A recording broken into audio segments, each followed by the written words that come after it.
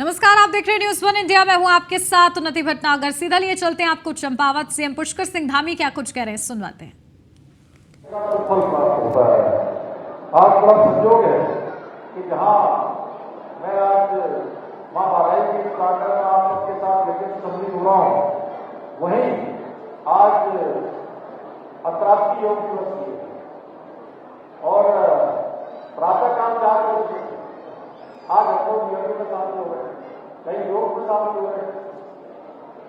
आज पतंजलि योग पीठ में पूज्य स्वामी रामदेव जी महाराज के साथ लगातार 3 घंटे तक मैंने आज योगाभ्यास संभाल किया और उसके बाद बाबा यादेश्वर जहां विराजते हैं, इसका पुराण में इसका उल्लेख है। बाबा की धरती पर भी आज उत्तराखंड राज्य की तरफ से हमने मुख्य कार्यक्रम जागेश्वर में किया था। वहां पर उसके बाद भंडारे का भी आयोजन था, पूजन का भी कार्यक्रम था, हवन का भी कार्यक्रम था। सारे कार्यक्रम होने के बाद मां बाराई के हवन पूजन में शामिल होने का शुभ अवसर प्राप्त हुआ। लंगड़िया जी के माध्यम में इनको तो भगवान जो है सारी पूजा का फल देगा ही देगा। इन्होंने मुझे बुलाया है तो उसमें से कुछ मात्र मुझे और भाई प्राप्त हो जाएगा। आज का दिन हम सब लोगों के लिए बड़ा ऐतिहासिक दिन है कि आज ही के दिन हमारे आदरणीय प्रधानमंत्री नरेंद्र मोदी जी ने 27 सितंबर 2014 को संयुक्त राष्ट्र महासभा में अपने भाषण में योग दिवस के बारे में उन्होंने उल्लेख किया था और संयुक्त राष्ट्र ने 21 जून 2015 को उनके भाषण के मुताबिक उनके अनुनय पर, उनके अनुरोध पर विश्व योग दिवस मनाने की घोषणा की थी और आज दुनिया के 175 देश आज योग को मना रहे हैं। और योग आज केवल कुछ लोगों का योग न होता, अब घर घर का योग हो गया, जन जन का योग हो गया। जहां आप विश्व कल्याण यज्ञ में सम्मिलित होकर श्री वेद व्यास जी के मुख से जो निकलने वाली वाणी है, उस वाणी का श्रवण कर रहे हैं। एक से एक अच्छी बातें उनके मुख से निकल रही होंगी, एक से एक अच्छे काम उनके द्वारा आपको बताए जा रहे होंगे। कल्याण के लिए अनेकों प्रवचन उनके माध्यम से दिए जा रहे होंगे। मैं आपसे अनुरोध करना चाहता हूँ कि योग किसी का योग नहीं है, योग सबका योग है। और योग अगर हम सब लोग उसको अपनी जीवन की दिनचर्या में उसको सम्मिलित कर लेंगे तो ये तय मानिए कि जो आजकल होने वाली तमाम प्रकार की बीमारियां हैं, तमाम प्रकार के व्याधियां हैं, उन व्याधियों को पूरी तरह से समन करने का काम, पूरी तरह से उनको समाप्त करने का काम। और जो हम दवाइयाँ खरीदते हैं, एक बड़ी धनराशि जो हमारी दवाइयों में खर्च होती है, वो धनराशि भी बचेगी और हमारी जो बीमारियां हैं वो बीमारियां भी पूरी तरह से समाप्त हो जाएंगी। इसलिए आज मां बाराई के प्रांगण से मैं अपने सब देवीधुरा वालों से, देवीधुरा के आसपास वाले लोगों से, चंपावत के लोगों से, भीमताल के लोगों से, विधानसभा क्षेत्र के आसपास के पार्टी के लोगों से, लोहाघाट के लोगों से, चंपावत के लोगों से, सबसे मैं अनुरोध करता हूँ कि योग को अपनी दिनचर्या में जरूर आप लोग अपनाएं और आप योग करेंगे तो निरोगी रहेंगे। देखिए, जीवन के तमाम प्रकार के जीवन में जब हम आए हैं तो हमको बहुत सारे काम भी करने हैं। जीवन का सुख और जीवन का आनंद भी हम तभी ले पाएंगे जब हम निरोगी रहेंगे, हम स्वस्थ रहेंगे, हम किसी बीमारी से ग्रसित नहीं रहेंगे, तभी हम सारे काम भी कर पाएंगे। और जीवन में जो भगवान ने हमको मनुष्य के रूप में एक मनुष्य के रूप में यहाँ भेजा है, तभी हम उस जीवन को सफल और सार्थक भी बना पाएंगे। अगर कोई मुझसे पूछे, वैसे हमारे व्यास जी गद्दी पर हैं तो व्यास जी की तरफ से बहुत सारी बातें यहाँ बताई जा रही हैं, लेकिन उसके बावजूद मैं कहता हूँ, लोग कहते हैं जीवन का पहला सुख क्या है? मैं कहता हूँ जीवन का पहला सुख निरोगी काया। लोग कहते हैं जीवन का दूसरा सुख क्या है? तो मैं उनसे कहता हूँ जीवन का दूसरा सुख भी निरोगी काया। फिर कहते हैं तीसरा सुख क्या है? मैं कहता हूँ जीवन का तीसरा सुख भी निरोगी काया। और कहेंगे चौथा सुख क्या है, तो मैं कहता हूँ कि जीवन का चौथा सुख भी निरोगी काया। और मेरे से कोई उसके आगे पूछे कि जीवन का पांचवा सुख क्या है या जीवन का अगला सुख क्या है, तो मैं कहूँगा जीवन का हर सुख केवल और केवल अगर कुछ है तो वो निरोगी काया है। इसलिए इस निरोगी काया को अपनाने के लिए हम सब लोग जरूर इस पर प्रयत्न करेंगे। भाइयों बहनों, आज हमारा ये धार्मिक यज्ञ, ये महायज्ञ आप सबको हर प्रकार से आपका कल्याण करे, आप सबको एक मार्गदर्शन, एक आशीर्वाद, एक रास्ता यहाँ से प्राप्त हो। इसके साथ साथ मैं कहना चाहता हूँ कि आज देखिए, आज हमारे देश का क्या वैभव बढ़ा है, किस प्रकार से हमारा उद्भव हुआ है। आज पूरी दुनिया जो हम कहते हैं, जो भारत कहता है, जो हिंदुस्तान क्या सरकार कहती है, मोदी जी कहते हैं, उसको आज पूरी दुनिया मान रही है। एक समय वो भी था 2014 से पहले का कालखंड, याद करिए कि उस कालखंड में भारत की पहचान दुनिया में एक गप्पू भारत के रूप में थी, एक पिछलग्गू भारत के रूप में थी।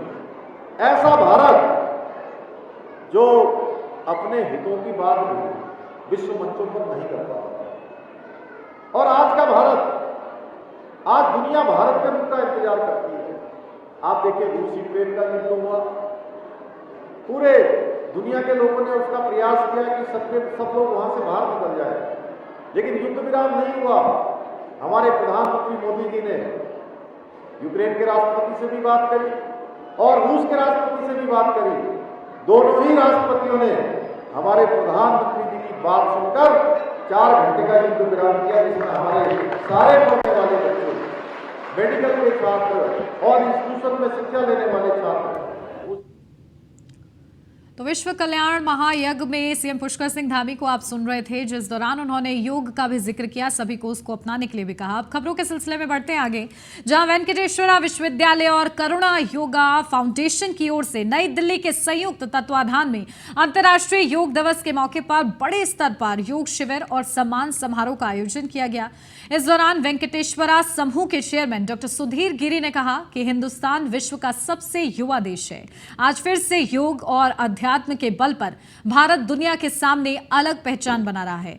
वहीं वेंकटेश्वरा विश्वविद्यालय के प्रतिकुलाधिपता डॉक्टर राजीव त्यागी ने कहा है कि योग और अध्यात्म बुलंद भारत की बुलंद तस्वीर है। अंतर्राष्ट्रीय योग प्रशिक्षक योगिनी करुणा त्यागी ने कहा है कि प्रधानमंत्री मोदी ने भारत की प्राचीन विरासत योग को अंतर्राष्ट्रीय योग दिवस को वैश्विक स्तर पर मान्यता दिलाकर आज दुनिया में भारत को सर्वोच्च स्थान पर लाकर स्थापित करने का काम किया है। करुणा योगा फाउंडेशन नई दिल्ली की निदेशक एवं विख्यात अंतर्राष्ट्रीय योगा प्रशिक्षक करुणा त्यागी ने स्टाफ और छात्रों को शानदार योगासन सिखाए और स्वस्थ रहने के टिप्स दिए।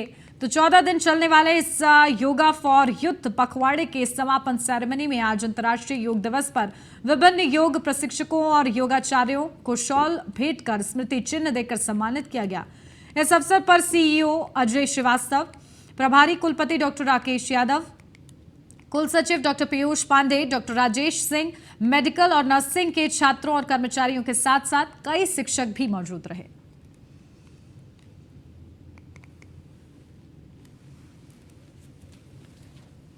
देखिए, योग भारत की सबसे पुरातन और पुरानी विधा है।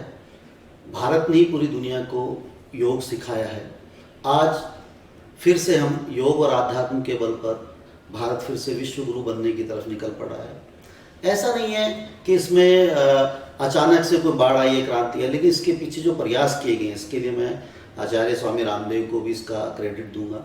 घर घर में बच्चा योग जानता था, लेकिन उसको इफेक्टिव मैनर में, प्रभावी तरीके से विश्व पटल पर कैसे स्थापित किया जाता है, इसके पीछे स्वामी रामदेव ने बहुत काम किया। और जो सबसे ज़्यादा काम किया वो हमारे आदर्श पुरुष, हमारे प्रधान सेवक आदरणीय प्रधानमंत्री मोदी जी ने किया।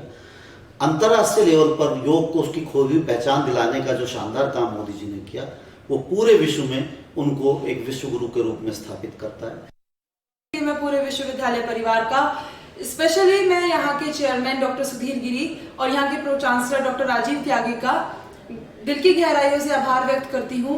और आज हम लोग सब लोग इंटरनेशनल योगा डे मना पा रहे हैं और घर घर में बच्चे बच्चे को योगा के बारे में पता है। इसका पूरा श्रेय मैं माननीय प्रधानमंत्री जी को देना चाहती हूँ, क्योंकि उन्हीं के एफर्ट्स की वजह से आज हम ये सब सेलिब्रेट कर पा रहे हैं।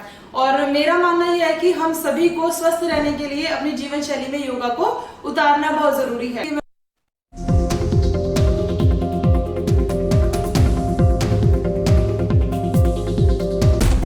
आज 9वां अंतर्राष्ट्रीय योग दिवस मनाया जा रहा है। देश के अलग अलग इलाकों में कई कार्यक्रम तय किए गए थे।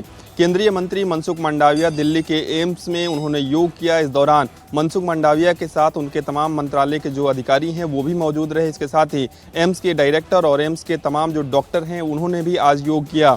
इस दौरान केंद्रीय स्वास्थ्य मंत्री मनसुख मंडाविया ने कहा कि जो लोग योग करते हैं वो निरोग रहते हैं और अलग अलग रोग के लिए अलग अलग योग भी कहीं ना कहीं कराए जाते हैं और लोगों को ज़्यादा से ज़्यादा योग करना चाहिए और एक डेली रूटीन में इस प्रक्रिया को अपनाना चाहिए ताकि लोग स्वस्थ रह सके और कम से कम दवाइयों का प्रयोग हो सके। यानी कि जब लोग स्वस्थ होंगे तो दवाओं का कम प्रयोग होगा। इसके साथ ही देश के अलग अलग इलाकों में कार्यक्रम तय किए गए थे। दिल्ली की बात करें तो करीब 26 जगहों पर योग दिवस का कार्यक्रम तय किया गया था। यहाँ पे तमाम केंद्रीय मंत्रियों और तमाम सांसदों ने योग किया। इस दौरान सैकड़ों की संख्या में लोग वहाँ पे मौजूद रहे।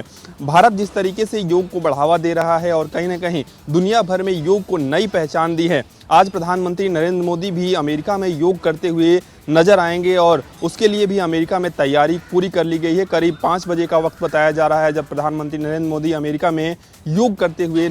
उत्तर प्रदेश सरकार में संसदीय एवं वित्त कार्य मंत्री सुरेश खन्ना ने विश्व योगा दिवस के अवसर पर रेजिडेंसी में सुबह 6 बजे पहुंचकर योगा किया है।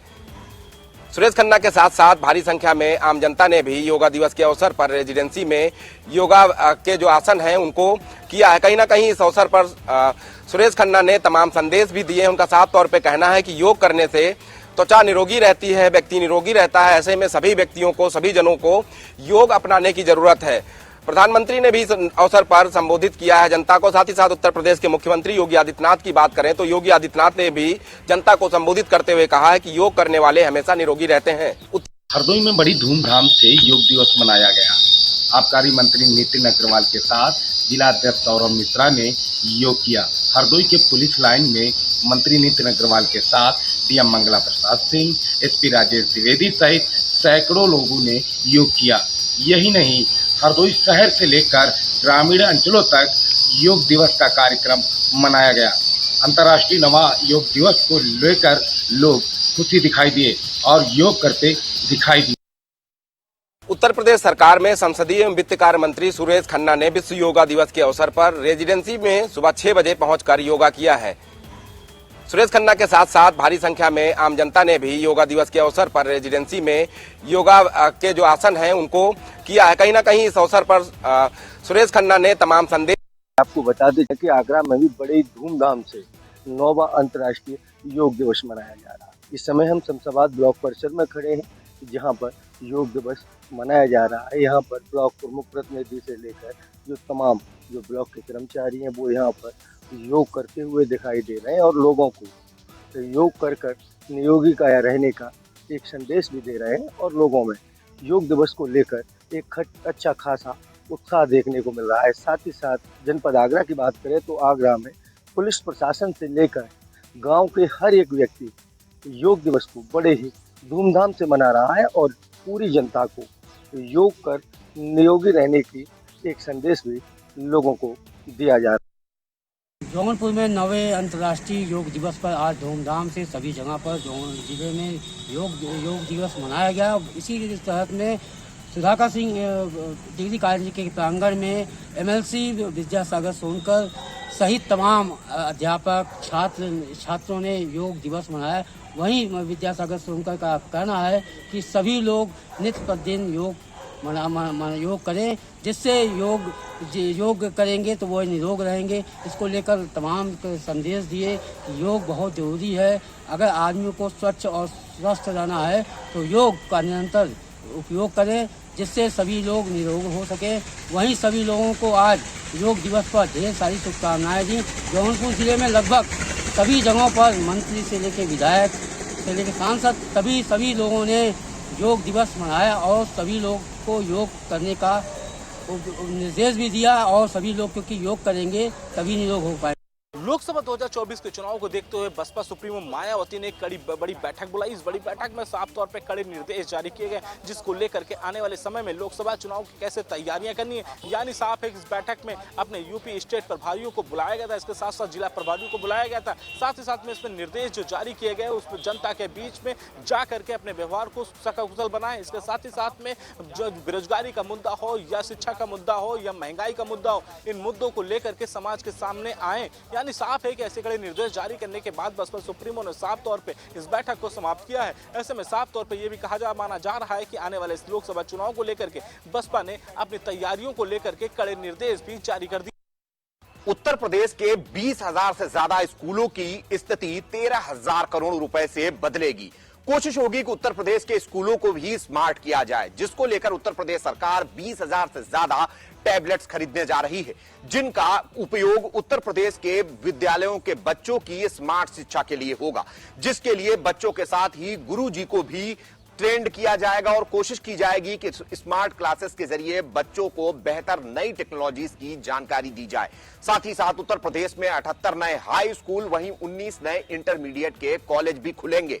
सीधे तौर पर हम देखें तो 13,000 करोड़ रुपए से ज्यादा केंद्र सरकार की योजना के तहत उत्तर प्रदेश में खर्च किए जाएंगे, जिसको लेकर उत्तर प्रदेश सरकार ने भी अपना अनुमोदन दे दिया है, जिसमें बच्चों की यूनिफॉर्म, जूते मोजे, उसके अलावा पाठ्यक्रम के लिए पुस्तकों की भी व्यवस्था होगी, जिनको मेरठ के वरिष्ठ अधिवक्ता आरसी गुप्ता सेक्स टेप मामले में रमेश चंद गुप्ता की गिरफ्तारी हुई है। मेरठ पुलिस ने 8 दिन बाद रमेश चंद गुप्ता को गिरफ्तार किया है।